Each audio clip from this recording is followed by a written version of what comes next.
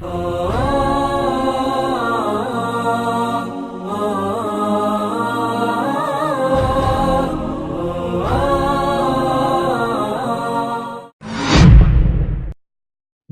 اسرائیل کا ایک نیا منصوبہ۔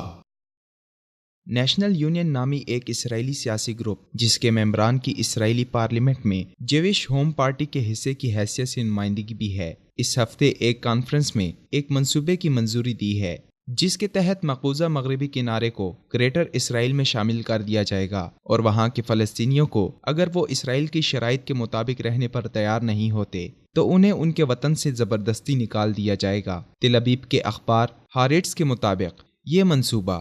یہودی حکومتی قانون دان بیزالیال سموترچ نے کافی پہلے سے پیش کر رکھا ہے۔ اس منصوبے کے مطابق فلسطینیوں کو انتخاب کی آزادی دی جائے گی کہ ان میں سے جو بھی اپنی قومی شناخت کو ترک کرنے پر راضی ہوگا اسے انفرادی حیثیت سے یہودی ریاست میں رہنے دیا جائے گا، اور جو کوئی اپنی فلسطینی شناخت قائم رکھنے پر اصرار کرے گا اسے کسی بھی عرب ملک کی طرف نکال دیا جائے گا، اور جو فلسطینی ان میں سے کسی بھی انتخاب پر راضی نہیں ہوگا تو اس سے مزید سختی سے نمٹا جائے گا، جبکہ اسرائیل پہلے ہی لاکھوں فلسطینیوں کو دبانے کے لیے فوجی طاقت کا بے دریغ استعمال کر رہا ہے۔ سموترچ کا یہ منصوبہ متفقہ طور پر منظور کر لیا گیا ہے، اور نیتن یاہو نے اس منصوبے کی منظوری مبارکباد دے کر کی اور کہا کہ وہ خوش ہے اور وہ اس مباحثے کو اسرائیلی سرزمین کے نام کر رہے ہیں۔ یہ ملک اجاڑ و ویران تھا جو کہ صہیونیوں کی نسل در نسل جلاوطنی کے بعد ان کی آمد کے ساتھ اب پھل پھول رہا ہے۔ نیتن یاہو کا صہیونی آبادکاری سے قبل فلسطین کو اجاڑ و ویران کہنا نہ صرف تاریخ کو جھٹلانے کے مترادف ہے بلکہ مستقبل میں فلسطینیوں کو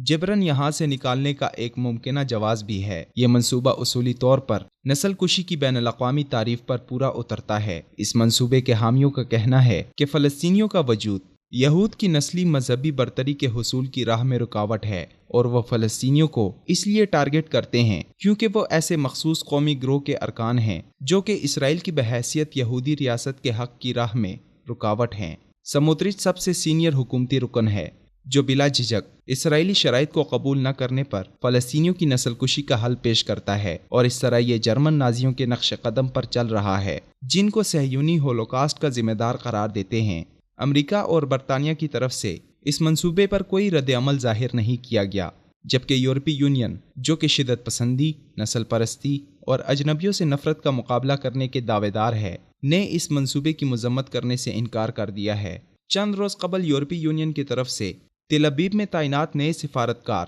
ایمینوئل جیوفریٹ نے 1 سال قبل مرنے والے سابق اسرائیلی صدر شمعون پریز کی قبر کا دورہ کیا۔ ایمینوئل جیوفریٹ نے بیان دیا کہ شمعون بہت سوں کے لیے ایک زندہ نمونہ ہے جس نے تمام عمر امن کے پھیلاؤ کے لیے کام کیا، جبکہ حقیقتاً یہ شخص تمام عمر کلیدی اسرائیلی عہدوں پر فائز رہ کر فلسطینیوں کی تباہی کے فیصلے اور پالیسیاں مرتب کرتا رہا۔ اس موقع پر ہنری کسنجر اور ٹونی بلیئر بھی موجود تھے جو کہ ایسے جرائم کے حامل شخص کو خراج تحسین پیش کرنے میں پیش تھے جس سے فلسطینی اور لبنانی عوام یکساں طور پر ایک جنگی مجرم، نوآبادکار اور نسل پرست شخص کی حیثیت سے نفرت کرتی ہے۔